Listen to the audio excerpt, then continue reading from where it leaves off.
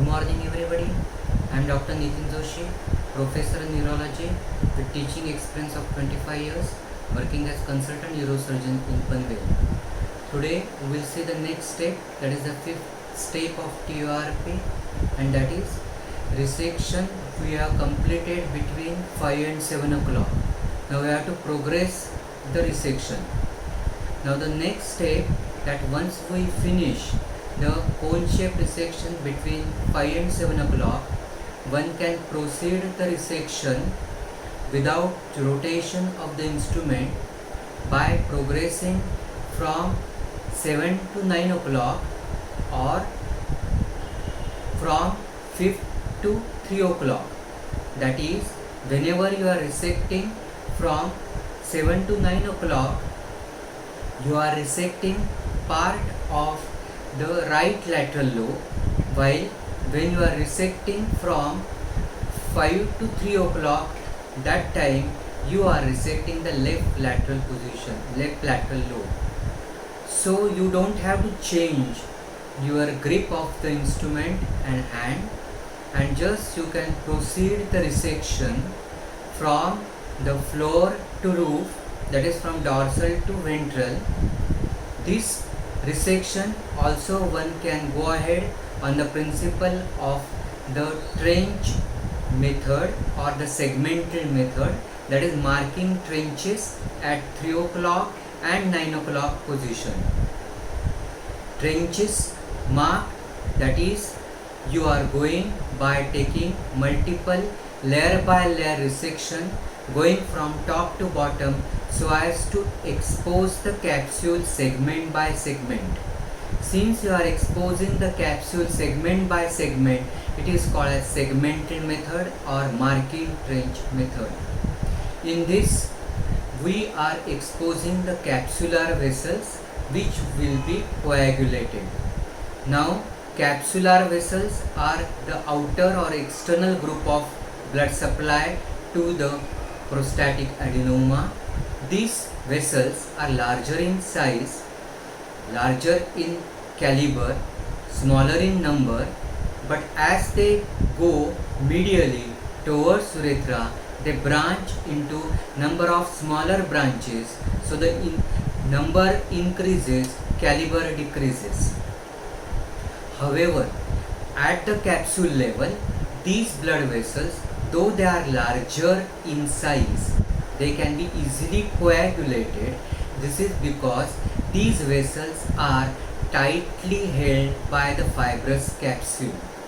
On the other hand, the blood vessels which are branching towards medial aspect, towards the urethra side, though the vessels are smaller in size, but they are multiple in number, and secondly, they are not held tightly by the glandular tissue, and so when you apply coagulating current, these vessels likely to sink in the glandular tissue, and hence the control of these vessels at the urethral level, that is medially, becomes comparatively difficult. And so if the vessels which are, though they are larger in size but easy to control at the capsular level, are controlled as soon as they are exposed, then the rest of the adenoma becomes almost avascular, and hence the resection of the rest of the gland then becomes more and more easy, faster, because it is comparatively avascular. So one can proceed rapidly without much significant blood loss. So now what is remaining is only the part of the tissue, and that is at 11 o'clock, between 11 o'clock and 1 o'clock. So at 11 o'clock and 1 o'clock, but there are vessels which are entering at the bladder neck to supply the prostate. The major blood supply to the prostate enters at 5 o'clock, 7 o'clock, 1 o'clock and 11 o'clock. So at 11 o'clock and 1 o'clock, there will be entry of the major blood supply. Important thing of this part is that there is only minimal adenomatous tissue, that is the roof will be present, occupied by only small amount of adenomatous tissue which will be connecting the the ventral aspect of the lateral lobes. So one has to take only 1 or 2 cuts, but there will be significant blood supply. This tissue, since only minimal tissue, one has to be very careful that should not do deep resection, because even capsule is thin. If there is deep resection, exposure of capsule or even capsular perforation, and just outside the capsule there will be large voluminous sinuses, and these sinuses, if they are injured, will result into profuse venous bleeding. So one has to take only 1 or 2 superficial cuts so as to expose the internal sphincter, and take care that you are taking the shallower cuts so as to prevent injury to the capsule and hence injury to the venous sinuses, thereby preventing the profuse bleeding. 2 important points, that is, one has to rotate the instrument at this time. One has to rotate through 180 degree, and if the exposure of the adenomatous tissue is not proper, then one may have to give head-low position. But because of head-low position, the hydrostatic pressure in the bladder and prostatic cavity increases, and so there is a chance of absorption of more amount of fluid, and so the duration of head-low position should be as minimum as possible so as to reduce the incidence of TOR syndrome. So 2 points, that is head-low position and change of the grip of the instrument. Tissue present is less amount between 11 o'clock, so there should be 1 or 2 cuts, should be shallower cuts, and at 11 o'clock and 1 o'clock there will be entry of the blood supply, and so there will be a chance of major bleeding.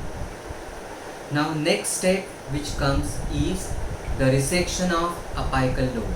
So what we have seen, that the 11 o'clock and 1 o'clock tissue, that is anterior part of the resection, is also kept last, and even resection of the apical tissue is also kept last. The importance of apical tissue is 2 things, that is, by definition apical tissue is the distalmost part of the lateral lobe in vicinity of the veru, just proximal to the external sphincter.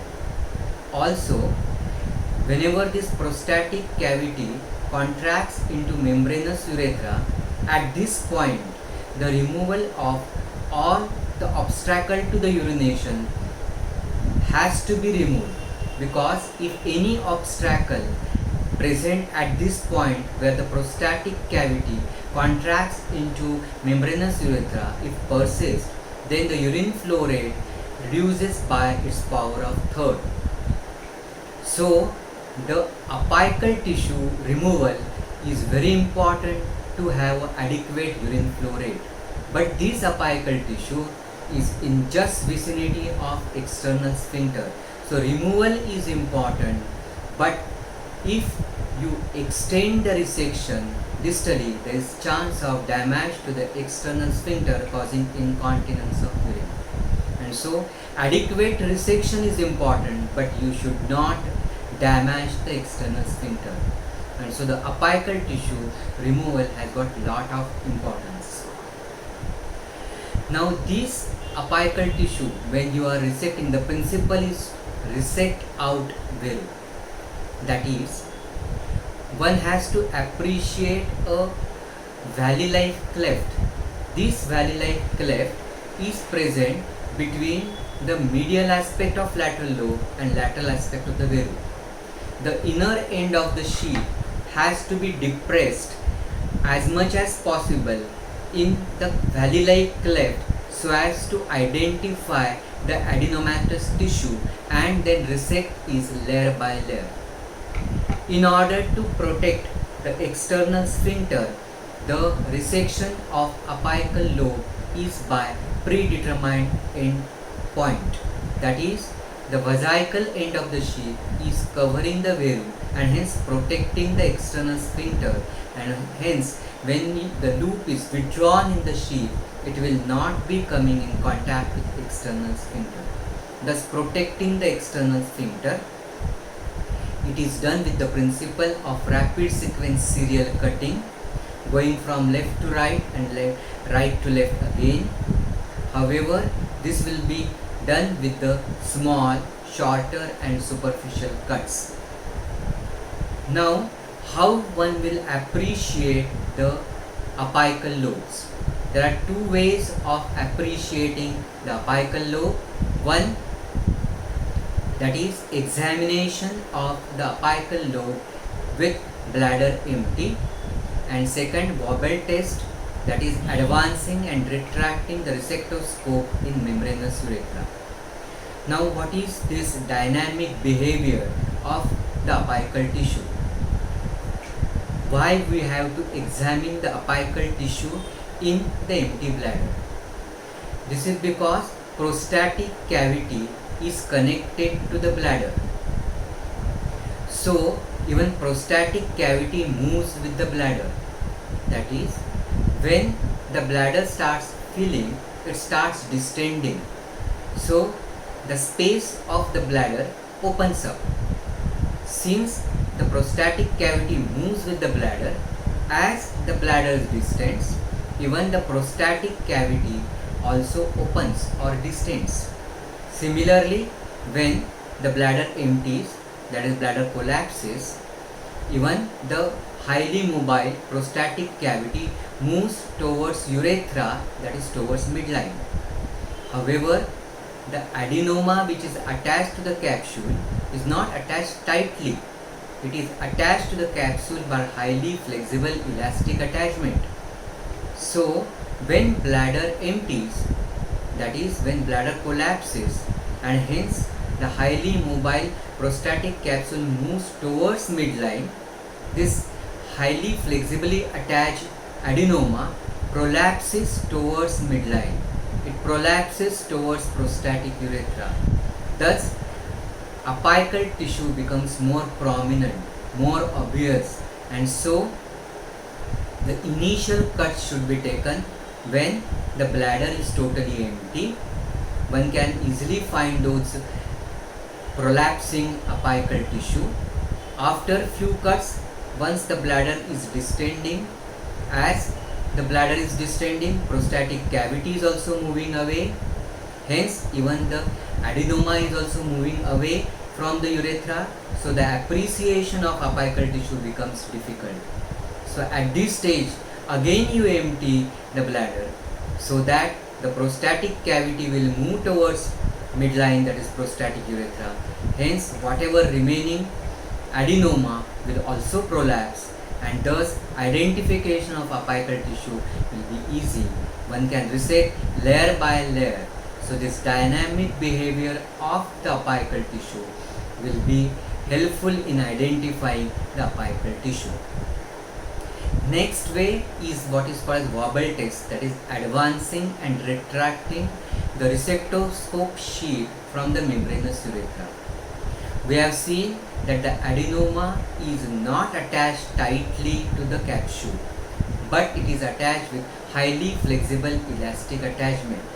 So, when sheath is being advanced from the membranous urethra towards the veru, by definition, apical lobe is the distalmost part of the lateral lobe in vicinity of the veru.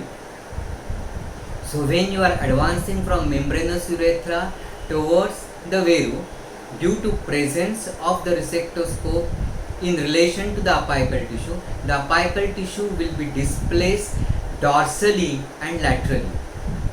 But when you retract back the resectoscope sheath from the veru in the membranous urethra, because of highly flexible attachment of the tissue, that is adenoma tissue, to the capsule, the adenoma will prolapse more than previously into the prostatic urethra. This new mobile tissue will be identified, then the loop will be passed on it, and then will be resected layer by layer. Some people advocate even the reverse cutting, but it is dangerous because the end doesn't end in the vision. Other important point of identification of apical lobe is presence of prostatic calculi, which is in particular region of 4 to 8 o'clock region. These prostatic calculi are particularly encountered in large number in apical region between 4 and 8 o'clock. They are multiple, yellowish brown in color. They are spherical in shape. Minute concretions will be just dark black color. Multiple calculi with overlying mucosa is called as the stuffed prostate. Now, what is the importance of this? It acts as a landmark. It is helpful for orientation. Why? Because these calculi are formed by the solidification of concretions exclusively in the outer part of the transition zone. As this transition zone expands diffusely, it causes the compression of the peripheral zone to form the capsule. But during this compression, even the calculi are compressed against this forming surgical capsule. So, what is important is that these calculi are exclusively in the outer part of the transition zone. So, once one sees the calculi during the resection, indicates closeness to the surgical capsule. In order to prevent the dreaded complication of capsular perforation, these calculi, which act as a landmark, which acts as our friend, tell that the resection should be stopped, because if further resection will result into the perforation of the capsule, exposure of the voluminous sinuses, injury to that, and profuse bleeding. So the apical lobe has to be appreciated with the help of the wobble test and emptying of the bladder and calculi. After the resection of entire lobe, the next step comes is the evacuation of the TUR chips. In the Iglesia type of the continuous irrigation sheath, the irrigation is also continuous and even the resection is continuous. So the TUR chips, they accumulate at the base of the bladder, and so one has to empty these TUR chips. So one has to appreciate the site where the TUR chips has been accumulated with minimal flow of irrigation. If the flow of irrigation is high, then this TUR chips will get stirred up and will disperse at various places in the bladder.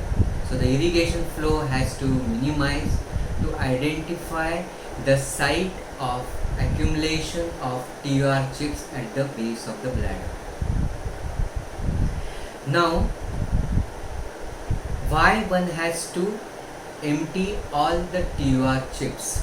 What is the significance of emptying all the TUR chips?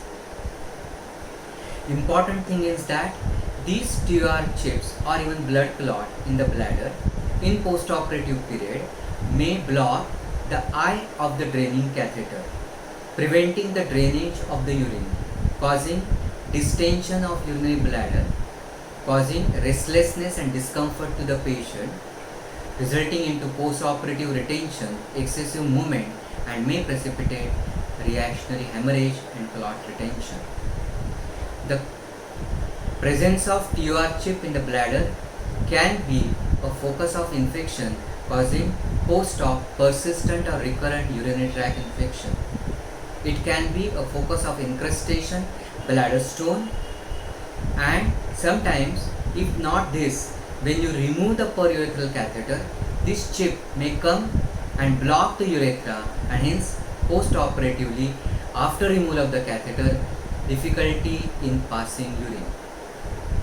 So evacuation of all the TUR chips is mandatory. For this, we have seen one has to see where exactly the TUR chips have been accumulated with minimal irrigation fluid. Then the receptoscope sheath should be held firmly horizontally, but seen that it is directed towards exactly at the site where the TUR chips have been accumulated, but at the same time it should be free, that is, it should not be touching the bladder wall, otherwise it will suck the bladder mucosa. Once you are sure that it has been properly inclined, it is free, holding this firmly, then the working element or electrotome is removed, so that the irrigation fluid, tissue debris and TUR chips will start moving. Once they start moving, one can have the horizontal movement from one side of the wall to the other side of the bladder wall, and this is called action of sweeping the floor of the bladder. Because of this action of sweeping the floor of the bladder, majority of the TUR chips will be evacuated. But during this movement of the sweeping the bladder floor, also one has to take care that the tip, that is the inner vesical end, is not touching the bladder wall, because if it is touching the bladder wall, then because of the siphon effect present in the drainage tube, the bladder mucosa will be sucked in. It will cause damage to the bladder mucosa, and one will observe that the irrigation fluid has suddenly dropped because the inner end is blocked by the sucked in bladder mucosa. Now, majority of the times the TUR chips will be evacuated, but the evacuation of the TUR chips may be difficult if there is a deep retroprostatic recess or presence of diverticulum. When such things are present, particularly in presence of diverticulum or too deep retroprostatic recess, one can use evacuators so as to evacuate all the TUR chips. There are two types of evacuators, and that is the Elix evacuator, which is a modified Elix evacuator, and the Toumey syringe. Now, in both cases, the bladder should not be emptied completely. That is, during use of these evacuators, some amount of irrigation fluid should be present in the bladder for to and fro movement of the irrigation fluid, so that the contents of the bladder can be evacuated. These evacuators, they are useful for evacuation of TUR chips, bladder tumor, stone, that is after cystolithotrity, and even in case of clot retention. Sometimes massive hemorrhage can be there in case of bladder tumor, or post TUR BT also there can be clot retention, or there can be clot retention post TURP, or very rarely sometimes even the renal cell carcinoma can have a gross hematuria and present with the clot retention. So the clot retention can be because of bladder tumor, because of the renal tumor, because of the injury to the bladder, or post TURBT or post TURP. So for the evacuation of the clot, for evacuation of TUR chips, for evacuation of bladder tumor, and evacuation of the fragmented bladder stone, these evacuators are used. So in case of the evacuators, that is Elix evacuator or Toumey syringe, some amount of irrigation fluid must be present in the bladder. Again, important thing, that is the resectoscope sheath or the 25 number sheath in case of bladder stone. It should be held horizontally, it should be free, that is not touching to the bladder mucosa, otherwise it will suck in the bladder mucosa. one has to identify exactly where is the site of accumulation of the TUR chips or bladder tumor. Whenever one is examining the site of accumulation of TUR chips, the rate of flow of irrigation should be slow. Otherwise, with very high flow, there will be stirring up of the TUR chips or bladder tumor. So, this application of the Elix evacuator, it should be properly filled in with the saline. When you are filling, there should be no gap, that is, there should be no air bubble. It should be tightly closed, because if there is any air, in that case it will not have proper suction action. Once it is properly charged, that is filled with the saline with no air bubbles, then one can attach to the resectoscope sheet, and before one is starting with the evacuation, you have to start the irrigation fluid so that whatever is air which is trapped in the sheath will be expelled. The bladder should be half filled, so there is some amount of irrigation fluid in the bladder for to and fro movement, and then wherever the accumulated chips, direct the sheath there and gently press. It should not be violent, because if this forceful violent, the force of incoming irrigation fluid will disperse the chips into the bladder. The pressing of the Elix evacuator should be gentle, and then it should be suddenly released. Because of sudden release, there will be creation of vacuum, and vacuum is responsible for the sucking of irrigation fluid and TUR chips. The contents of the evacuator should be changed repeatedly so that the TUR chips or bladder tumor will not be moving back into the bladder. Keep on having the evacuation till you find that there is no bladder tumor or the TUR chips or the stone coming.